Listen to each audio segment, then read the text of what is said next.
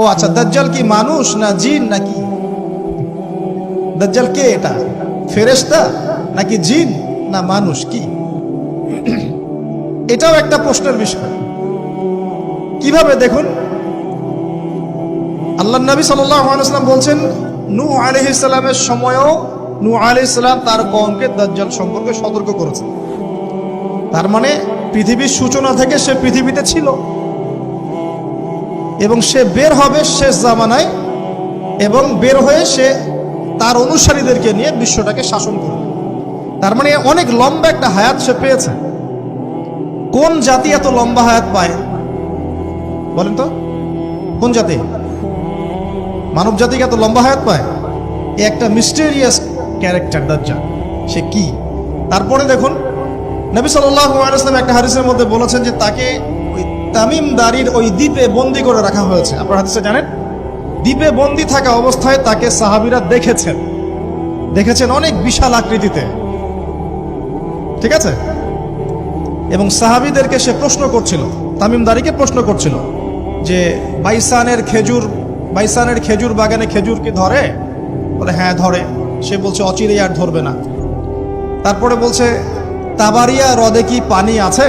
সাহাবীরা বলছেন আছে। বলছে অচিরেই পানি থাকবে না। তোমাদের ওই উম্মি নবীর কি খবর? তখন সাহাবীরা বলছেন যে তিনি মক্কা থেকে মদিনায় হিজরত করে এসেছেন, বদরের যুদ্ধ হয়েছে, বালতির মতো তার অবস্থা, একবার এদিকে পাল্লা ভারী হয় একবার এদিকে পাল্লা ভারী, মানে বদরে জিতেছেন, উহুদে বিপর্যস্ত হয়েছেন। তখন এই ব্যক্তি বলছে যে তোমাদের জন্য উত্তম হবে ওই ব্যক্তির অনুসরণ করা। দাজ্জাল এই কথা বলছে, তোমাদের জন্য উত্তম হবে ওই উম্মি নবীর অনুসরণ করা। সাহাবীরা জিজ্ঞাসা করছেন আপনি কে? তো সে বলছে যে আমি হচ্ছি দাজ্জাল, আমি হচ্ছি দাজ্জাল। আমাকে অচিরেই এখান থেকে মুক্ত হওয়ার অনুমতি দেয়া হবে, তখন আমি এই পৃথিবীটাকে শাসন করব। এইখানে সাহাবীরা দেখে আসছেন, যারা দেখে আসছেন তারা পরে ইসলাম কবুল করেছেন। তখন তারা মুসলিম ছিলেন না, খ্রিস্টান ছিলেন। কথা বুঝতে পারছেন? আর এখানে আমরা তাকে একটা বিশাল দেহি দেখলাম, শিকল দিয়ে বন্দী।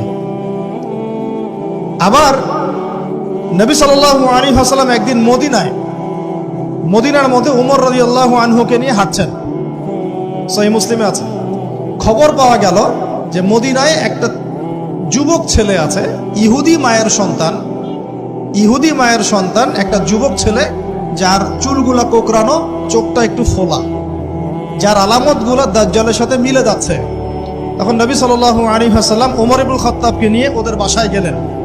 দেখলেন খেজুর বাগানে সে বসে আছে, মনোযোগ দিন। এবার নবীজি গিয়ে বললেন যে তুমি কি দেখো? সেই ছেলেটা বলছে আমি আরশ দেখি। আরশ বোঝেন? সিংহাসন। কোথায় তোমার আরশ? সেই ছেলে বলছে পানির উপরে। কোথায়? পানির উপরে। নবীজি বলছেন তুমি তো তাহলে শয়তানকে দেখো। নবীজি বলছেন তুমি কি বিশ্বাস করো যে আমি শেষ নবী? সেই ছেলে বলছে আপনি কি বিশ্বাস করেন যে আমি নবী? কি বুঝতে পারছেন কথা আমার? নবীজি বলছেন তুমি কি বিশ্বাস করো যে আমি শেষ নবী? সেই ছেলে বলছে আপনি কি বিশ্বাস করেন যে আমি নবী? উমর রাদিয়াল্লাহু আনহু তরোয়ালের খাপ খোলা সারা। তিনি বললেন যে ইয়া রাসূলুল্লাহ অনুমতি দেন, এর গর্দানটাকে নামাই দিই, বেয়াদব, আপনার সাথে বেয়াদবি করছে। তখন নবী সাল্লাল্লাহু আলাইহি ওয়াসাল্লাম বললেন দাআহু ইয়া উমর, তাকে ছেড়ে দাও।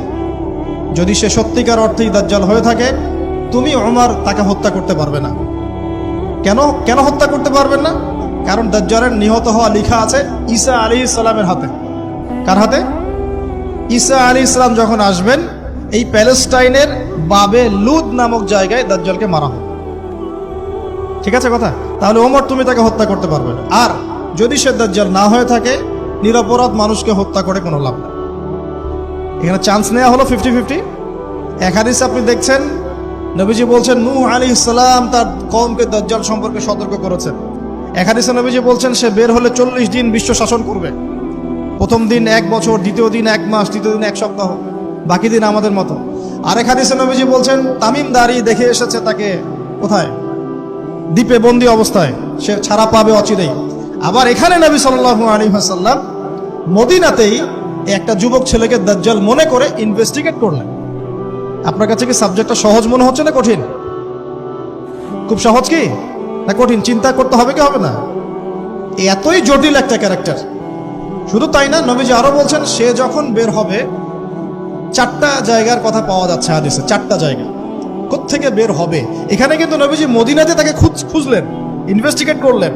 আবার আরেকটা হাদিসে নবীজি বলেছেন সে যখন বের হবে সে জামানায় তখন মক্কায় ঢুকতে পারবে না, মদিনায় ঢুকতে পারবে না। আপনারা হাদিসটা জানেন না? আলেমরা তো জানেন। মক্কাতেও ঢুকতে পারবে না, মদিনাতেও ঢুকতে পারবে না। খোলা তরোয়াল নিয়ে ফেরেশতারা দাঁড়িয়ে থাকবে। আবার সেই নবী মুহাম্মদ সাল্লাল্লাহু আলাইহি ওয়াসাল্লাম মদিনাতে এই ছেলেটাকে দাজ্জাল ভাবছেন, ইনভেস্টিগেট করছেন। তার মানে তারা সতর্ক ছিলেন। এই ছেলের নাম ছিল ইবনে সাইয়্যিদ। কি নাম? ইবনে সাইয়্যিদ, নাম মনে রাখবেন। এও একটা বিস্ময়কর ক্যারেক্টার। আবার সেই নবী সাল্লাল্লাহু আলাইহি ওয়াসাল্লাম বলেছেন শেষ জামানাতে দাজ্জাল বের হবে খোরাসান থেকে। কোন জায়গা? খোরাসান। খোরাসান বলতে কোন জায়গা? এটা মূলত এর হার্ট হচ্ছে আফগানিস্তান, এর পাশে যে বেলুচিস্তান, এই যে উজবেকিস্তান, ইরানের কিছু অংশ, এই পুরো জায়গাটা, শুধু একটা দেশ না, পুরো জায়গাটা এর হার্ট হচ্ছে আফগানিস্তান। খোরাসান থেকে বের হবে। আরেক হাদিসে নবীজি বলছেন সে ইস্পাহান থেকে বের হবে। কোন জায়গা? ইস্পাহান এখন ইরানে। ভৌগোলিক বিষয় যখন তখন চেঞ্জ হয়ে যায়, হয় কি না?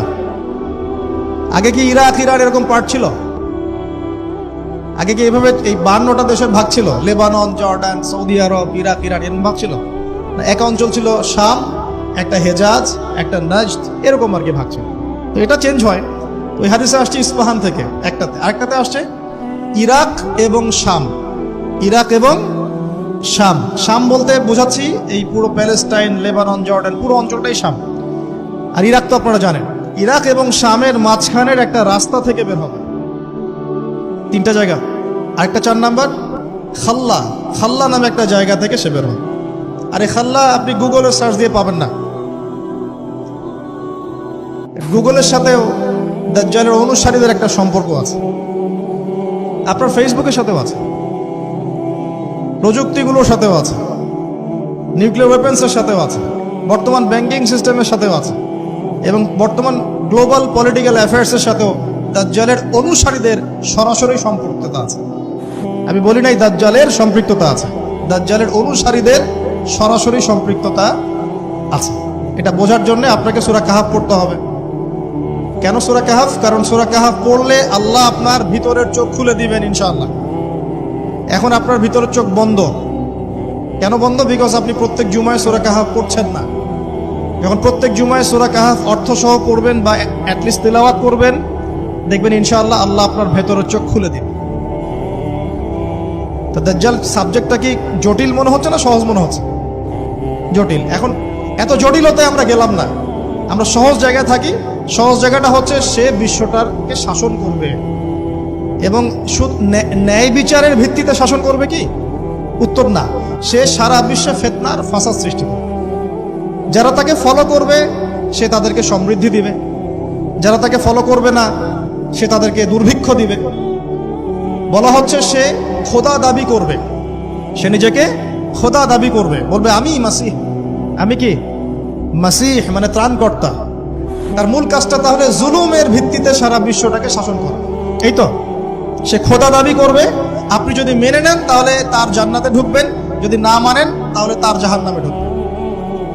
তার জান্নাতে ঢোকা মানে হচ্ছে আসলে জাহান্নামে ঢোকা, আর তার জাহান্নামে ঢোকা মানে হচ্ছে আসলে জান্নাতে ঢোকা। যেমন একজন যুবক ছেলেকে সে পাবে রাস্তায়, যখন বের হবে ছেলেটাকে বলবে যে তুমি কি বিশ্বাস করো যে আমি আল্লাহ? সেই ছেলে বলবে যে না, আমি বিশ্বাস করি না। সেই ছেলেটাকে শুইয়ে দিয়ে করাত দিয়ে তাকে দুই ভাগ করবে। এটা হাদিসে আসছে। 2 ভাগ করে দেহের 2টা অংশ 2 দিকে ছুঁড়ে মারবে, এবং সে শক্তিশালী হবে, অনেক ফিজিক্যালি অনেক শক্তিশালী, অনুসারীদের দিক থেকে অনেক শক্তিশালী। পৃথিবীর সব নিয়ন্ত্রণ তার হাতে, ঠিক আছে? তার কাছে প্রযুক্তি, তার কাছে অনেক কিছু। মানে সবচেয়ে বড় ফিতনা, মানে সবচেয়ে বেশি শক্তিশালী, সবচেয়ে বড় মানে পাওয়ার, মিলিটারি পাওয়ার, সবচেয়ে বড় ইকোনমিক পাওয়ার, সবচেয়ে বড় মিলিটারি অ্যাফেয়ার্স, যা আছে সব। এর জন্য একটা যুবক ছেলেকে কেটে 2 পিস করে ফেলা কি এমন? এখনই তো কত কি করা হচ্ছে, তাই না? আরে ভাই হচ্ছে তো, আমরা জানি তো। এই যে আমাদের প্যালেস্টাইনের একটা বাবাকে দেখলাম, যে ছেলের শুধু হাত আর পা নিয়ে কান্নাকাটি করছে, মাথা নাই, বডি খুঁজে পাওয়া যাচ্ছে না। তো এখনই তো অনেক কিছু করছে ওর অনুসারীরা। তো সে যখন বেরোবে একটা যুবককে 2 পিস করে ফেলা কোনো বিষয়? একদিক এদিকে ছুঁড়ে মারবে আর একদিক ওইদিকে, এরপরে আবার জীবিত করবে তাকে, আবার জীবিত করবে। মানে তাকে আল্লাহ পাক এরকম কিছু ক্ষমতা দিবেন মানুষকে পরীক্ষা করার জন্য। জীবিত করার পরে বলবে, আমি তোমাকে মৃত্যু দেওয়ার পর জীবিত দিলাম, এখন কি জীবন দিলাম, এখন কি তুমি বিশ্বাস করো যে আমি আল্লাহ? এই ছেলে এবার বলবে যে এখন আমার পুরো ইয়াকিন হয়ে গেছে যে তুই দাজ্জাল। কারণ আমি এই হাদিসটা জানতাম যে এক ছেলেকে সেভাবে কেটে টুকরা টুকরা করে আবার জীবিত করে বলবে যে আমি আল্লাহ, তুই কি বিশ্বাস করিস? তবে আমি জানতাম না যে সেই যুবক ছেলে আমি। তো বলা হচ্ছে এই যুবক ছেলে অনেক বড় শাহাদাতের মর্যাদা পাবে। তার মানে বোঝাতে যাচ্ছে সে এত শক্তিশালী হবে যে সে যা ইচ্ছা তাই করতে পারবে, যা ইচ্ছা তাই। এখন কি আপনারা দেখছেন না যে গাজাতে যা ইচ্ছা তাই করা হচ্ছে? যা ইচ্ছা তাই। ইচ্ছা হলো আপনার ঘরটা ভেঙে দিলাম, ইচ্ছা হলো আপনার মেয়েকে তুলে নিয়ে আসলাম, ইচ্ছা হলো আপনার ছেলেটাকে নিয়ে কারাগারে রেখে দিলাম, ইচ্ছা হলো রিমান্ডে নিয়ে নিলাম, ইচ্ছা হলো আপনার জমিটা দখল করে ফেললাম, ইচ্ছা হলো আকাশ থেকে একটা বোম ফেলে আপনার বাচ্চাকে হত্যা করে। যা ইচ্ছা তাই, যা ইচ্ছা তাই, কেউ কিছু বলার নাই। সবাই মিলে আমরা হয়তো এরকম ওয়াজ মাহফিলে 2-4টা কথা বলে রাগ ছাড়তে পারি, আপনি একটু সাহস দেখালে মিছিল করতে পারেন, সেমিনার সিম্পোজিয়াম করতে পারেন, আরও বড় শক্তি থাকলে রাষ্ট্রীয় পর্যায়ে পর্যন্ত চাপ প্রয়োগ করতে পারেন, আরও যদি ইমানদার রাষ্ট্র হয় সে জাতিসংঘে গিয়ে একটা প্রতিবাদ করতে পারে। এই তো, এতটুকুই তো। সবগুলো মুসলিম রাষ্ট্র মিলে একসাথে হয়ে কি ওর বিরুদ্ধে যুদ্ধ করতে পারছে? সবগুলো মুসলিম রাষ্ট্র দরকার নাই, অ্যাটলিস্ট 2টা 4টা 5টা 10টা মুসলিম রাষ্ট্র কি একত্রিত হয়ে ওর বিরুদ্ধে যুদ্ধ করতে পারছে? তাহলে যা ইচ্ছা তাই সে করছে না। এবং এত মানবতা বিরোধী অপরাধ করার পরেও বড় বড় পশ্চিমা country, specially United state of America এসে বলে দিবে যে আমি আমার মিত্রর পাশে আছি, যা ইচ্ছা তাই করুক, আমি ওর পাশে আছি। এখন আমার প্রশ্ন, সে কাদেরকে নিয়ে বিশ্ব শাসন করবে? উত্তরটা হাদিস থেকে নিয়ে নেবেন। নবী সাল্লাল্লাহু আলাইহি ওয়াসাল্লাম বলেছেন সে ইহুদিদেরকে নিয়ে বিশ্ব শাসন করবে, মুসলমানদেরকে নিয়ে না, বৌদ্ধদেরকে নিয়ে না, খ্রিস্টানদেরকে নিয়ে না, অন্য কাউকে নিয়ে না। কাদেরকে নিয়ে? এমনকি ইস্পাহান যে শহরটার কথা এসেছে ওই জায়গাটার থেকেও 70,000 ইহুদি তার সাথে যোগ দিবে। কত হাজার? আরো যোগ দিবে এক শ্রেণীর মেয়ে। এক শ্রেণীর মেয়ের কথা আসছে যাদেরকে আপনি ঘরে রাখতে পারবেন না, তাদের বাবা ভাই স্বামী মিলেও ঘরে বেঁধে রাখতে পারবে না, ছুটে ওর সাথে যোগ দিবে। এক শ্রেণী হচ্ছে ইহুদিরা, এক শ্রেণী এরকম মেয়েরা, আরেক শ্রেণী হচ্ছে কিছু মুনাফিক, যার অন্তরে সামান্য পরিমাণ নেফাকিও থাকবে, সেও শেষে ওর সাথে গিয়ে যোগ দেবে। মূল যোগ দিবে কারা? তাহলে মূল বাহিনীটা কাদেরকে নিয়ে গঠিত বলেন? আচ্ছা, এখন আপনি আমাদেরকে বলেন, এবার আমার দিকে তাকান, ফোকাস করেন, এখান থেকে আমরা আস্তে আস্তে আস্তে আস্তে একটা কনক্লুশনে আসবো।